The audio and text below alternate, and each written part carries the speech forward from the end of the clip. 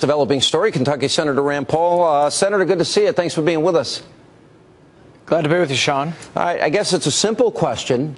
Do you think this is a wise decision, and do you think that the president needs congressional approval? Absolutely, he needs congressional approval. The Constitution is very clear on this subject. In fact, James Madison explained in the Federalist Papers, he said, the executive branch is the branch most likely to go to war. Therefore, we vested the power to go to war in Congress. Without question, Congress should vote on this, and he is going against the Constitution, and it will be an unlawful act if he actually takes military action without having Congress vote on the issue. All right. The president himself said that in 2007, and even Joe Biden, he took it a step further. And I think these words are important. This was just before they took office. Joe Biden says he would impeach somebody who would do what the president may be about to do. Listen to what he said. I was chairman of the Judiciary Committee for 17 years, or its ranking member. I teach separation of powers and constitutional law. This is something I know. So I got together and brought a group of constitutional scholars together to write a piece that I'm going to deliver to the whole United States Senate, pointing out the president has no constitutional authority to take this nation to war against a country of 70 million people unless we're attacked or unless there is proof that we are about to be attacked. And if he does, I would move to impeach him. The House obviously has to do that, but I would lead an effort to impeach him. The reason for my doing that, I don't say it lightly. I say it because they should understand that what they were threatening, what they were saying, what was adding up to be, what looked like to the rest of the world what we're about to do would be the most disastrous thing that could be done at this moment in our history that I can think of. Could this be any more clear, Senator? Well, here's the funny thing about this. Biden, actually presides over the Senate. He's the president of the Senate. He would preside over his own impeachment. I suggest he come to the Senate floor and reiterate his position. If that's still his position, he would be for impeaching himself and impeaching his administration.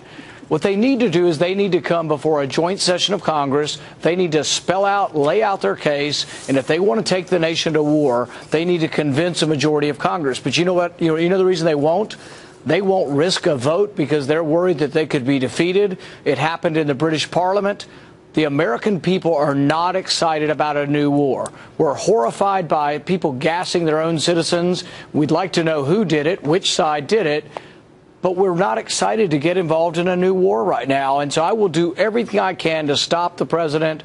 We should not engage in a war, and we certainly shouldn't engage in it in an unconstitutional fashion. Well, you mentioned, early on it seemed like the French and the British were quick to jump on the president's side. You referred to the vote earlier in Parliament that Cameron was a pretty big defeat.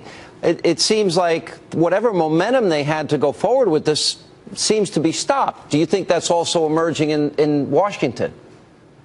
Well, see, this is what Joe Biden was talking about. The separation of powers allows for checks and balances. It allows for a cooling off period. It allows for people not to emotionally go to war. You have to think about it. And when I think about war, I think about one of my sons or one of your sons going off to war.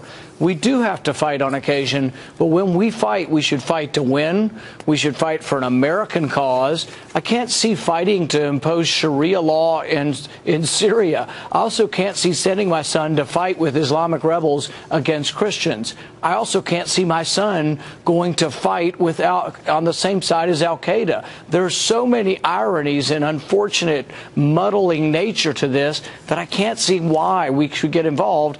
And there are potential repercussions. If he launches this little piddling attack with a few cruise missiles, it won't stop chemical weapons, but it may well incite a gas attack on Israelis. I think it's a big mistake. I think that's certainly one consequence. It could even start an all-out war in the Middle East if the Iranians get involved, as they threaten to do so.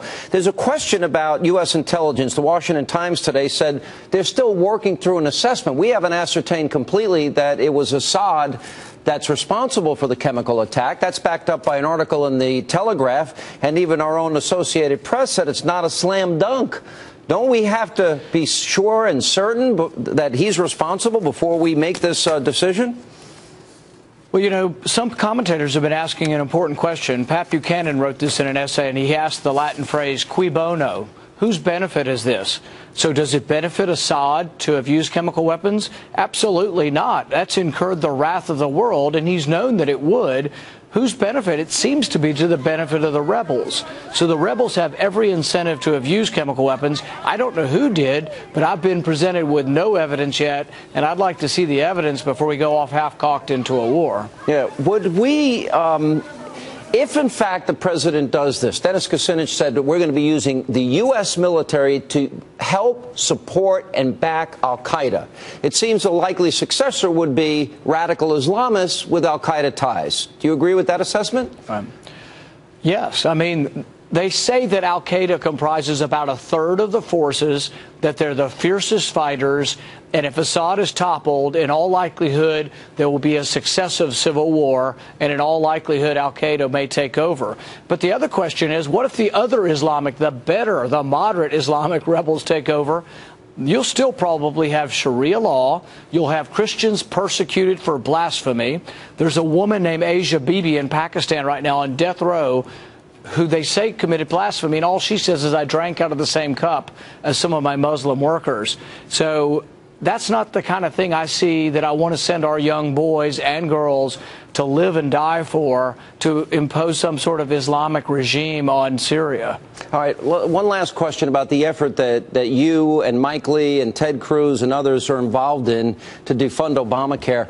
You know, Senator, every Republican that I know that ran for office ran against Obamacare, that they would repeal and replace Obamacare. So here's the one opportunity, perhaps even the last opportunity, to get rid of it by defunding it and funding the entire rest of the government.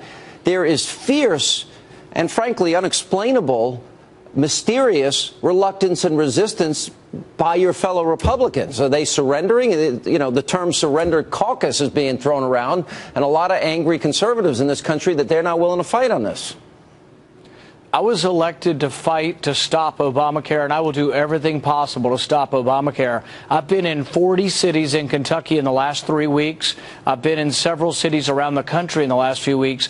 Every location that I show up, people come up to me and say, stand up. We appreciate you standing up against the president when he's wrong and also against his health care law, because it's going to be a disaster for our economy. All right, Senator, appreciate it. We're going to follow that very closely, and I know you're going to be speaking. There's going to be a big rally, I guess, with the Tea Party Patriots. You, Ted Cruz, Mike Lee will be speaking on 9/10 in D.C. Thanks for being with us.